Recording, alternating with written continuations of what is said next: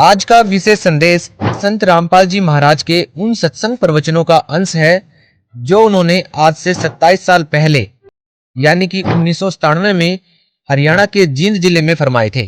11 से 17 दिसंबर 1997 में हुए समागम से लिया गया भाग नंबर 9 आज आपके सामने प्रस्तुत कर रहे हैं।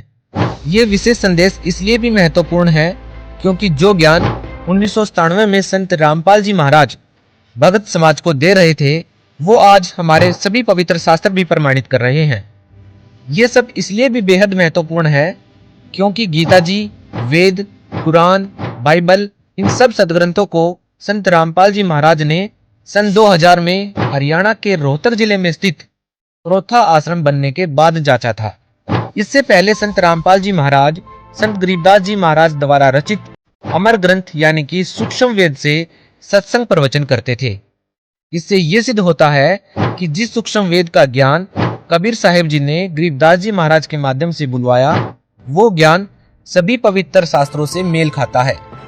ये बात हम इसलिए भी कह रहे हैं क्योंकि हमारे पवित्र शास्त्रों में 3 चरण में नाम दीक्षा देने के बारे में बताया गया है और यही 3 चरण में दी जाने वाली नाम दीक्षा संत रामपाल जी महाराज 1997 से अपने अनुयायियों को दे रहे हैं। इस विशेष संदेश में यह भी स्पष्ट है कि चौथे चरण में सार शब्द दिया जाएगा। सार शब्द दीक्षा नहीं है, ये तो क्रिया को समझना है ताकि इस साधना को अधिक कारगर यानी प्रभावशाली बना सकें। आज का ये विशेष संदेश संत रामपाल जी महाराज पर उनके अनुयायियों के विश्वास को और दृढ़ करेगा क्योंकि आज जब भगत समाज ने पवित्र शास्त्रों को देखा तो उन्होंने पाया कि 27 साल पहले संत रामपाल जी महाराज ने जो ज्ञान बताया था वो हमारे पवित्र शास्त्रों में ज्यों का त्यों मिल रहा है। आज के इस विशेष संदेश में दान की महिमा के बारे में भी विशेष ज्ञान सुनने को मिलेगा। तो आइए सुनिए संत रामपाल जी महाराज द्वारा 11 से 17 दिसंबर 1997 में किया गया विशेष संदेश भाग 9। बंदी छोड़ सतपुरुष स्वरूप कबीर साहब तथा उन्हीं के अवतार बंदी छोड़ गरीबदास जी महाराज की अमृतमय वाणी का खुलासा, सरलार्थ, भावार्थ व सारांश आज तीसरा दिन है। सतगुरु की कृपा से बंदी छोड़ की वाणी के अंदर वो रहस्य छुपा हुआ है जो कि आम भक्त, आम संत के बस की बात नहीं कि इसमें से वो रहस्य को निकाल सके। उनकी अपनी कृपा जिस पर हो जाती है वही इस बात को ढूंढ सकता है कि सतगुरु महाराज इस वाणी के माध्यम से हमें क्या समझाना चाहते हैं। कथा कोई सुना रहे हैं और उसके अंदर समझा कोई और बात रहे। रामायण सुनाते हैं, महाभारत सुनाते हैं, इनकी इसमें इन्होंने आवश्यकता भी नहीं थी लेकिन फिर भी लिखनी पड़ी क्योंकि एक तो ये यथार्थता पैदा की हमारे मन के अंदर कि सतगुरु महाराज जो कह रहे हैं वो सत्य है क्योंकि आज से लाखों वर्ष पहले की रामायण ज्यों की तो उन शास्त्रों से मिलती है। जबकि गरीबदास महाराज कतई अनपढ़ थे, कोई शास्त्र का ज्ञान उन्होंने अक्षर ज्ञान नहीं था, वो पढ़े लिखे नहीं थे लेकिन वो परमात्मा थे, इस बात का उन्होंने सिद्ध किया।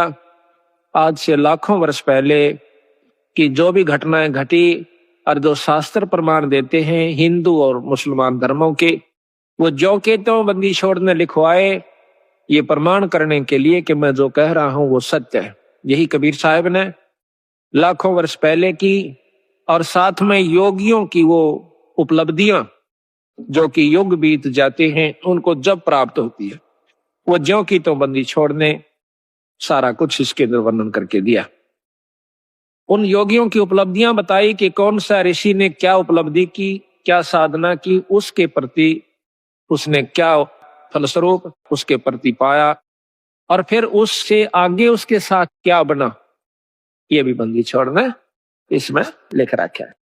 तो इससे हमें ज्ञान होता है कि सतगुरु कबीर साहब व गरीबदास जी महाराज एक ही थे, सिर्फ नाम की भिन्नता थी, शक्ति में कोई अंतर नहीं था। दोनों की वाणी जबकि हम कबीर सागर पढ़ते हैं और फिर बंदी छोड़ गरीबदास जी महाराज का ग्रंथ साहिब पढ़ते हैं वह ज्यों की तो वाणी है। कबीर सावगर के अंदर एक विस्तृत ढंग से महाराज ने खोल खोल कर बहुत लंबे ढंग से लिख रखा है। और इन ग्रंथ साहब के अंदर गरीबदास जी ने उसी की यथार्थता थोड़े से में यानी कुछ दोहों के रूप में और तकरीबन सारा ही वर्णन ज्यों का त्यों दे दिया। ये बंदी छोड़ की कृपा से पहली बार ऐसी हिम्मत उनकी कृपा से हमने की कि सतगुरु की वाणी को खोल कर सुनाया जावे, समझाया जावे, ताकि इसके रहस्य को समझ सके। आप 5-4 बार लगातार सुन लोगे इस महाराज के खुलासे को, तो फिर जब कहीं पर भी पाठ होया करेगा सतगुरु की वाणी का, आप इतने आनंद से सुना करोगे, फिर बार बार कथाएं सुनने की आवश्यकता नहीं पड़ेगी। सिर्फ एक दोहे को पढ़ा, सुना, आपकी आत्मा में वो खुशी, वो कथा सारी घूम जाएगी कि बंदी छोड़ी यहाँ पर क्या कहना चाहूं। एक ही दोहे में पूरी कथा याद आ जाएगी। जैसे रामायण की कथा आती है तो उसमें एक अनदेव की आरती है महाराज की छोटी, उसमें कहते हैं रावण मांगण गया चून अर्थात लंक बही बेरून। एक के दोहे ते पूरी रामायण हमारे दिमाग में घूमगी। रावण मांगण गया चून ताते लंक बही बैरून। रामायण का जिसने ज्ञान से इतना दुआ काफी है, वो सारी कथा का उसको एकदम 1 सेकंड में स्मरण हो गया और वो पूरा लाभ आपको प्राप्त हुआ जो कि कथा का होया करे। कथा सुनने का बहुत लाभ होता है। बंदी छोड़ने रस बना के उसको कूट को, कितना बड़ी बूटी होती है, उस बूटी को वो इतना विस्तृत है बूटी का, और फिर उस विस्तार है, उसको काटा, उसको काट कर उसका रख काटा, कूट कर छेद कर उसके फलों को, और फिर वो कितना बना दिया, एक बोतल में 1 घूंट पियो, पूरी जड़ी का लाभ मिल जाएगा। इसी प्रकार कथा श्रवण का बहुत लाभ होता है। जब हम अन्नदेव की आरती खाना खाने के बाद करते हैं, हम चाहे किसी के भी घर पर खाना खाते हैं, उस खाने वाले को पूरा लाभ दे आते हैं जब हम अन्नदेव की आरती कर देते हैं। अन्नदेव की आरती में क्या आवश्यक, रोटी मांगी गोरखनाथ, रोटी बिना ना चले जमात, रोटी कृष्ण देव को पाई ताते 86 की खुदा मिटाई। अब देखो कितनी बड़ी कथा इसमें कि दुर्योधन के भेजे हुए सिखाए हुए दुर्वासा जी पांडवों को श्राप देने के उद्देश्य से वन में चले जाते हैं। जिस समय पांडव वनवास घूम रहे थे, 14 वर्ष का वनवास उन्होंने मिला हुआ था जुए में, तो वहां पर क्या किया दुर्वासा ने, जाकर शाम के समय नो देखा कि सब ने भोजन खा लिया उन पांडवों ने, उस समय जाकर के कहते हैं कि हम भोजन पावांगे। वैसे तो लिखा है कि द्रौपदी के पास एक इतना ऐसा पात्र था जो कि सूर्यदेव की उपासना से उसे प्राप्त हुआ था कि द्रौपदी रोटी ना खावे, चाहे वो कितनों को खिला देवे, चाहे 3 लोग रोटी उसमें भोजन खा जाए, उसका भंडारा नहीं टूटा था उस बर्तन में। और जब द्रौपदी खा लेती तो उसमें कुछ नहीं बचा करता। इसी प्रकार कहते हैं कि जो खाना परोसन वाली खिलाने वाली है अब तो नहीं रहा, पहले ऐसा ही होता था, बुढ़िया पाछे खाया करती सबको खुआ करके, जो भोजन परोसा करती थी उसमें बरकत हो जाती थी। आस्था और श्रद्धा और नियमता ठीक थी उनकी, तो वो अब उस समय भी असर था, आज भी है। अगर उसी नियम को पुगा करके हम फिर शुरू कर दे तो वही जो का त्यों आज भी है। परमात्मा मंत्र नहीं आया, हमारी आत्मा मंत्र आ गया है, मलिन हो चुकी है, अविश्वसनीय हो गए हम, हमें विश्वास नहीं रहा परमात्मा के ऊपर। तो जाके कहा कि भाई रोटी खाऊंगा, दुर्वासा ने कहा, और मेरे साथ 88,000 ऋषि और आए हैं, सबको भोजन खिलाना।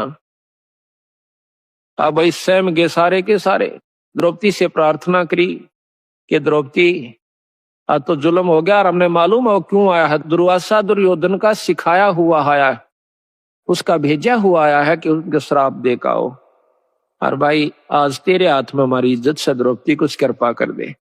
वह कहने लगे जी अब कुछ नहीं हो सकता, मैंने खाना खा लिया है, अगर खाना खाने से पहले ऋषिदेव आ जाते तो बेस से कोई चिंता नहीं थी, अरे मेरे बस की बात नहीं है।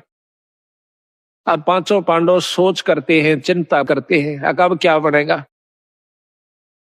द्रौपदी अर्ज करती है भगवान कृष्ण से। उसी समय सतपुरुष कबीर साहब कृष्ण रूप बना कर आते हैं, क्योंकि जहां पर महाराज कहते हैं दास गरीब साहब दुखते दड़े, जहां किसी के साथ जुल्म होता है वहां पूर्ण ब्रह्म परमात्मा आकर के मदद करते, नहीं तो ये काल इनको खत्म कर दे। भक्ति उठ जावा यहाँ से, खत्म हो जावा, को भक्ति न चावा भी को ना। अरे तो चावा है काल की भक्ति ना करे कोई किसी प्रकार, लेकिन बंदी छोड़ इस भक्ति की आस्था जमाए रखने की खातिर खुद आकर प्रकट होते हैं। कबीर साहब ने खुद नरसिंह रूप बनाया था। अब इन बातों का अविश्वास न्यू होगा क्योंकि हमने यही सुना है कि विष्णु भगवान ने ही नरसिंह रूप धारण किया। अब हम आपको इसको बहुत लंबा चौड़ा उदाहरण देकर बतावांगे। कई ऐसा होता है कि हमारे गुरुदेव तलवंडी भाई में रहते थे, वहां पर एक उग्रवादियों के समय में रास्ते में एक लाला जी तलवंडी का उग्रवादियों ने पकड़ लिया। उसकी मोटरसाइकिल भी उसमें कुछ उगाही करके आया था। शाम के दिन 56 हुआ था, सर्दियों के थोड़ी सर्दियों के दिन थे। तो रास्ते में पकड़ लिया उसको, मोटरसाइकिल वहीं डाल दी, उसको जीप में बिठा ले गए, जाके ईखों में बांध दिया। उन्होंने शराब पी रखी थी दोनों उग्रवादियों ने, तो उसको बांध करके वो निश्चिंत हो गए कि अब इसको फिर देखेंगे, इसको खत्म करेंगे, सुबह इससे पूछेंगे कहां पैसा रखा है इसने। एक तो दारू पी कर वही लौट गया एक साइड में, एक चला गया कहीं दूसरे स्थान पर किसी कोठे में सोने की खातिर। तब उस लाला जी ने उस भक्त ने अर्ज करी, हे परमात्मा, हे गुरुदेव, आज मेरी जान बचाओ मालिक। कहते हैं बहुत तड़प हुई, उसी समय हमारे गुरुदेव वहां पर प्रकट हो जाते हैं। अब ये बात सुन जन के फिर आपको समझ में आ जाएगी आपका किसने नरसिंह रूप बनाया था। उसी समय उन्होंने देखा कि महाराज जी खड़े हैं और उसके सारे जो बंधन बांध रखे थे, उसको जोड़ रखा था, वो आपा खुल गए एकदम। देखा है कि महाराज जी खड़े हैं और बहुत विरध दिखा है। जो बोले गुरुदेव आप क्यों कर आए यहाँ पर? हे महाराज ये बंदी छोड़े स्वामी जी, आप किस तरह आए महाराज? कहने लगे आप मेरे साथ चल तुम्हारे घर। महाराज मैं तो ये भी नहीं मालूम घर किधर है, या तो रास्ते का बिना मेरा जावा किस साइड में, अब मेरे पीछे आ जा।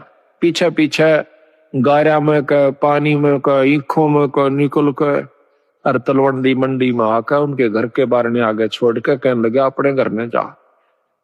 रात के समय उनके घर वालों ने सब रिश्तेदारियों में टेलीफोन कर पूछ लिया कि वो कहाँ है। किसी ने नहीं बताया कि हमारे यहाँ कोई नहीं आया, वो तो नहीं आया। उसने समझ लिया कि वो खत्म हो चुका है, अब नहीं जीवेगा, क्योंकि शाम के समय कोई भी बाहर रह गया उसको मृत मान लिया जाता था।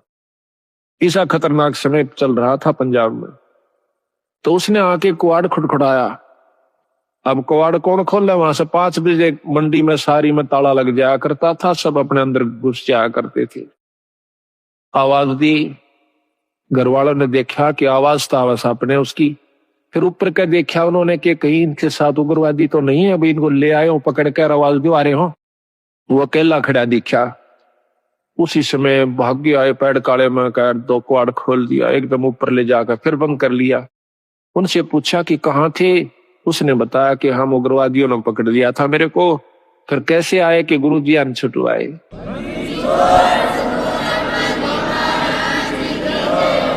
कहते गुरुजी अन छुटवाया। गुरुजी गए थे वहां पर, मैंने खोल के लाइन आज में मार दिया जाता है। तो महाराज जी उन दिनों बीमार चल रहे थे, बड़े महाराज कुटिया में थे तलवंडी। तो कहने लगे वो सारा परिवार सुबह सुबह, सतगुरु आपने रक्षा कर दी, ये बंदी छोड़े गुरुदेव, ये स्वामी जी आपकी कृपा से हमारा लड़का बच गया है। महाराज आपको कैसे मालूम हुआ आप वहां पहुंच गए? अब वो नौकर के कह रहे हो तुम, मुझे ध्यान अच्छी तरह बताओ, कहना क्या चाह रहे हो, कौन मर गया कौन बच गया? उन्होंने फिर सारी बताई कि महाराज आपको ज्ञान नहीं, आप वहां गए इस बच्चे को लाए निकाल के। ने बोला भाई बंदी छोड़ थे ये कबीर साहब गरीबदास जी थे। अरे मेरे पूछा भी ना जाता मैं किस जाऊं था बावड़ो।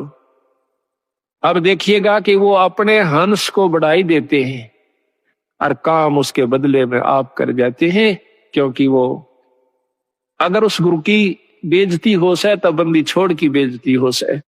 भक्ति से उठ जाएगा इंसानों का ये मन, तो इसलिए बंदी छोड़ा करके अब हम ये भी नहीं कह सकते कि हमारे गुरुजी ना छुड़ाया, क्योंकि प्रत्यक्ष गुरुजी, और ये भी नहीं कह सकते कि सतपुरुष ने नहीं छुड़ाया। अब जो उसके बदले में आकर रक्षा करते हैं तो उसमें कोई अंतर नहीं है, अंतर है भी नहीं और मानना भी नहीं चाहिए। जिस पर साहिब राजी ताही को तू बंद, उसी पर बंदगी कर दो जिस पर परमात्मा प्रसन्न हो जाए। ये तो एक मोटे उदाहरण है यहाँ पर, जिससे राष्ट्रपति प्रधानमंत्री जिस पर राजी से जिस व्यक्ति पर उस तक मेल करण तो सारे काम सरेंगे। इसी प्रकार जिस पर परमात्मा बंदी छोड़ प्रसन्न है उसी की शरण में रहने तो आपको लाभ मिलेगा। ऊंचे उसके बरने आगे बैठे रहो सारा दिन, कोई फर्क नहीं पड़ेगा।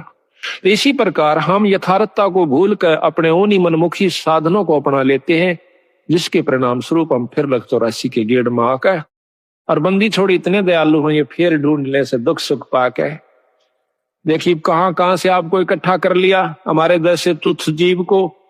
अरे ये अपना शक्ति प्रदान कर दी, हम जाकर के जगह जगह उनकी वाणी का ढंढोरा पीटते हैं, उनकी गवाही देते हैं, बंदी छोड़ की कसम खा खा कर कहते हैं कि इस बराबर शक्ति नहीं भाई। तो आज ये आपने हंसों को फिर इकट्ठा कर लिया, तो मैं आपसे यही प्रार्थना करता हूं कि ये मौका बार बार नहीं मिलेगा। किसी भी अनजान व्यक्ति की बातों में नहीं आना। सबसे पहला आपको दुखदाई ये होगा कि किसी की बात में आकर के अपने इस उद्देश्य को भूल मत जाना। 250 वर्ष हो गए गरीबदास जी यहीं थे बंदी छोड़, और वही छुड़ानी गांव और महाराज का शास्त्र भी वहीं था। वो चुप रहे, बंदी छोड़ देखते रहे। कबीर साहब भी कहते हैं कि जय तू चाहे राम को पाक्या सेती खेल, और कच्ची सरसम पीड़ के भाई खड़ हो ना तेल। वो कच्चा काम नहीं करते बंदी छोड़। ठीक है कोई पाठ करवाता है, थोड़ा बहुत लाभ मिल जाएगा, वो भी गुरु के बिना नहीं। अगर ऐसा होता, हमने देखा कि किसी का वो भगत जन, हम भी उनके साथ आया करते थे, वो किसी का पाठ एक बार कराया करते थे, 10 साल तो ही पाठ उनका नहीं हुआ करता था। 10-5 साल में कितना कोई ब्याह शादी होंगी तो बेशक तो उनके मन में आ जाता कि भाई जो है ना पाठ भी करवावांगे। कई बार वो भी चूक जाया करती थी। तो आज बंदी छोड़ की कृपा है कि हमारी ये पुण्यात्मा साल में 3-3 4-4 पाठ करवा लेते हैं। एक तो स्वयं तो हो जासे आप करवा दे बंदी छोड़।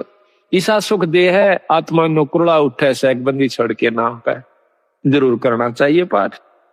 ये पीछे यहाँ पर डिप्टी कमिश्नर थे जो कि कल आए हुए थे, अब डायरेक्टर हैं ये हरियाणा के लोकल बॉडीज के।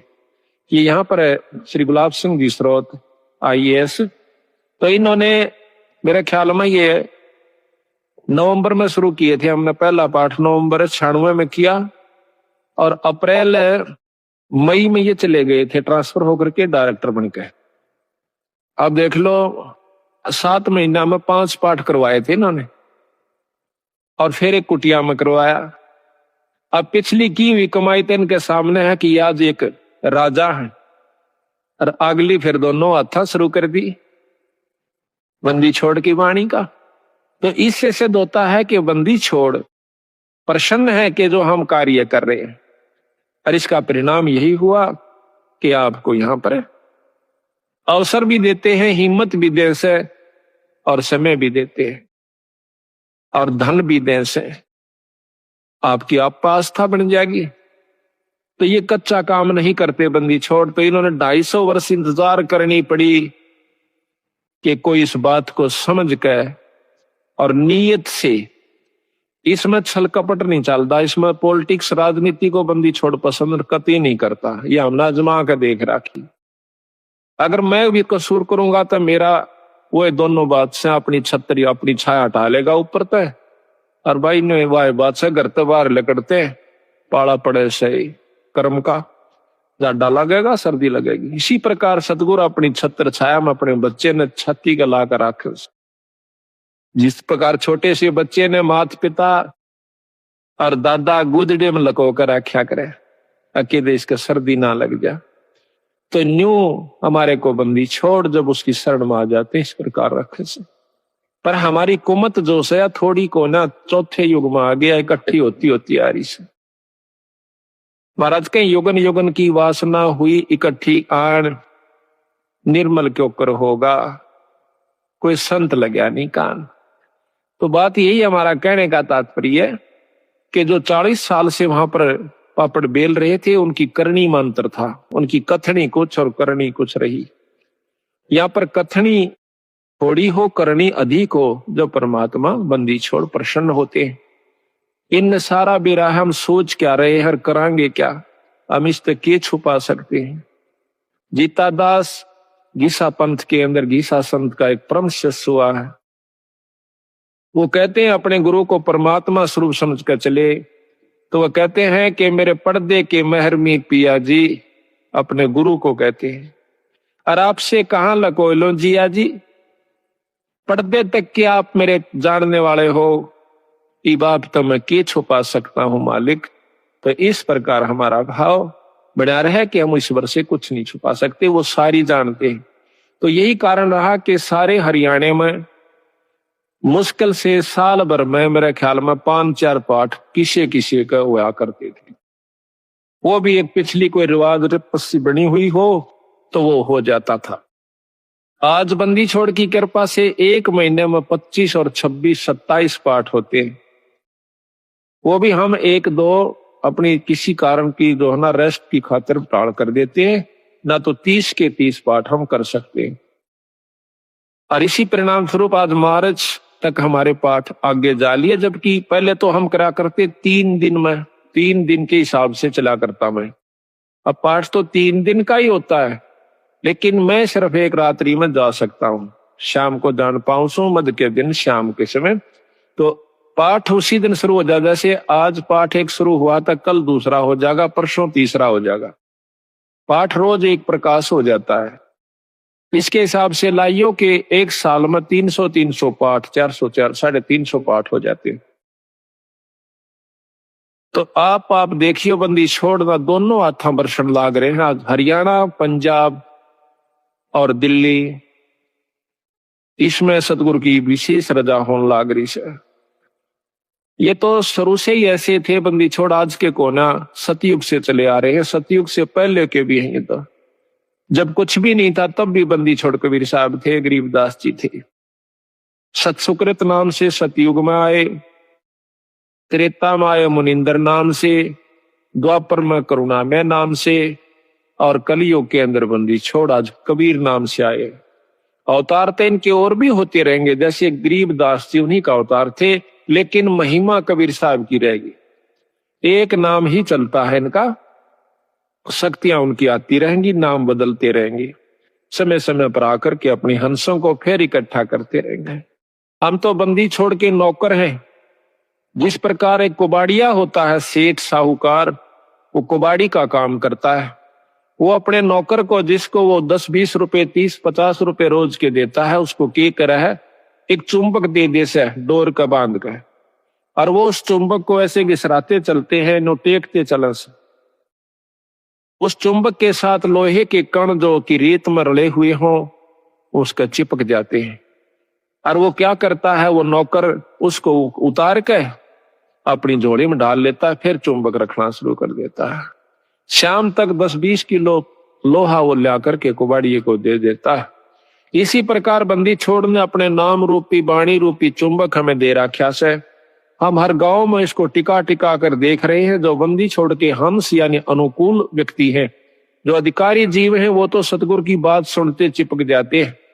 और जो कुबाड़ से, जो कि वो नहीं, उनके अनुकूल नहीं है सतगुरु का हंस, उसने हम 100 बार कहला जब भी नहीं हमारी बात सुन सकता।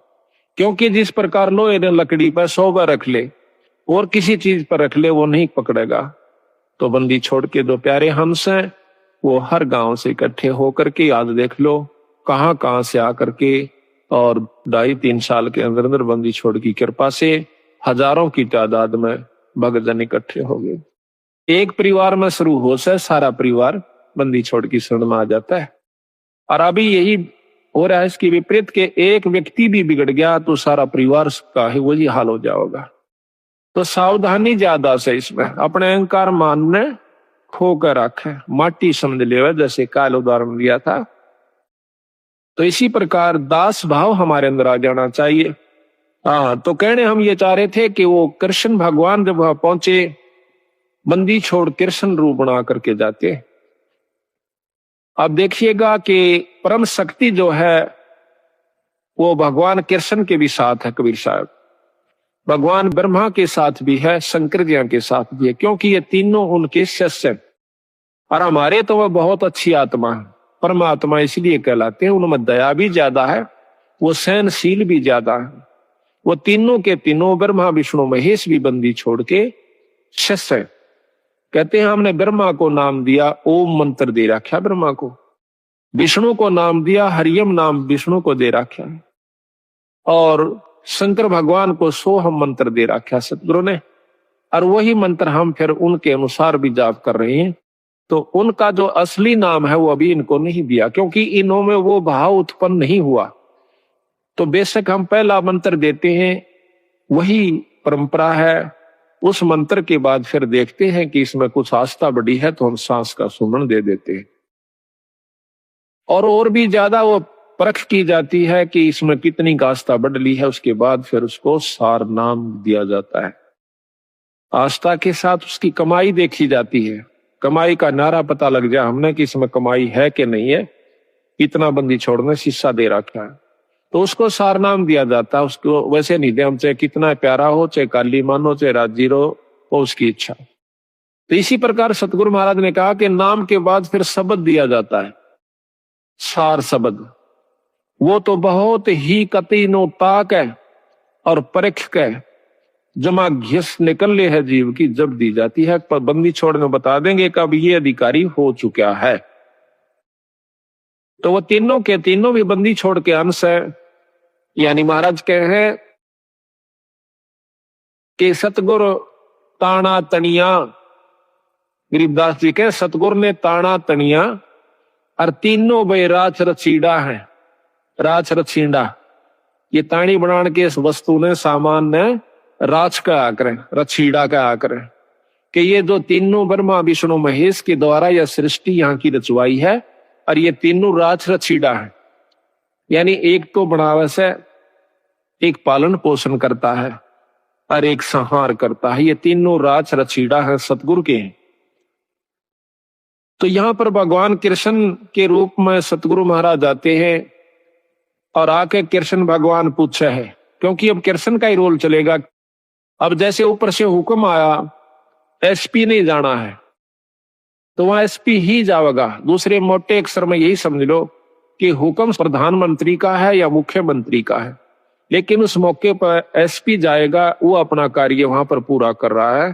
तो वो कार्य उसी के जिम्मे से, उसी के द्वारा ही करवाया जाएगा। प्रधानमंत्री आकर एसपी वाला काम नहीं करेगा, उसमें अपनी शक्ति भेज देगा। हुक्म शक्ति है, जाइए आप वहां पर ये काम कर दीजिए, फिर उसमें के टाल से वो जो चाहो अपना नियम अनुसार कर देगा।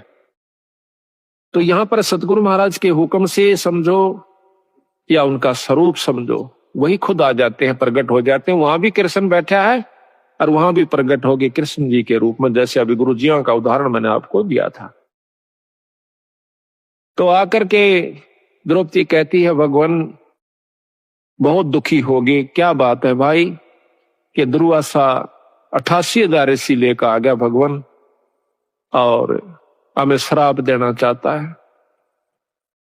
तो भगवान कृष्ण भी कहते हैं कि पहले मुझे भोग लगवाओ द्रौपदी, भोजन खवाओ, जब मैं जाकर के आपको कोई सहयोग दे सकता हूं। अब वो कहने लगी महाराज रोटी का ही रोला है, क्योंकि मेरे पास एक पात्र है सूर्यदेव का दिया हुआ।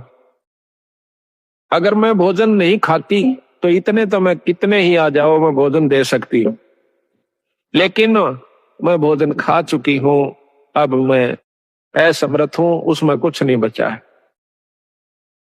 कृपा हमारी दुविधा को, हमारी मुसीबत को दूर करो मालिक। कहने लगा द्रौपदी ढूंढ कोई भोजन का किरका, प्रथम करूं आहार फिर मेटू मुनिजन की तरखा। पहले मैं आहार करूंगा, भोजन करूंगा। कहते हैं जब है द्रौपदी पात्र दिखलाया तो उसमें एक साग का पत्ता लगा हुआ था उस पात्र में, उस बर्तन में। तो घोड़ पिया जगदीश वहां मुनिजन अफराया। उसको घोल के ने बोले इसमें पानी गाल के हर लिया, थोड़ा थोड़ा तरतरा सा, एक साग का पत्ता लगा हुआ हरे साग का, उसको पी गए। कहते वहां पीते ही और वहां पर मुनि जन फरा दिए, 88,000 छिका दिए, इन्हें पेट पाटन न हो गया। भीम को कहा कि जाओ उनको बुला के लाओ कि आओ भोजन कर लो ऋषि देव। तब जाता है भीम, वहां देखे हैं कि ऋषि जी जड़ो करड़े छकरे हो और लोटन लाग रहे से, नो मरोड़े मारे से, क्यों करी हजम हो जा, घना खा लिया। तो जाके भीमसेन कहते हैं कि चलो ऋषि देव भोजन तैयार से, जो जो आपने कहा था वही भोजन बनवाया है। कि कहा था कि आज के मोए आम अंगूरा, काम देनों का दूध कपूरा, आज के मोए धान मंगाओ और मान सरोवर का जल लाओ। मतलब ना उनकी चीज आज वो है, आज आम लागे और जब मैं खाऊं। ऋषि बोले आए थे ना कुबेद करण खातिर, उन्हें कौन सा भोजन खाना था। तने बोले जी चलो सारा सौदा तैयार हो रहा। ऋषि जी ने बोले भाई भीमसेन, हम तक कति छक लिए, कति गुंजाइश नहीं रह रही, कोई रोटियां का नाम ले है ना, बल्कि उल्टी पड़ना हो जाए, इतने करड़े छिक रहे हम तो कहने लगे महाराज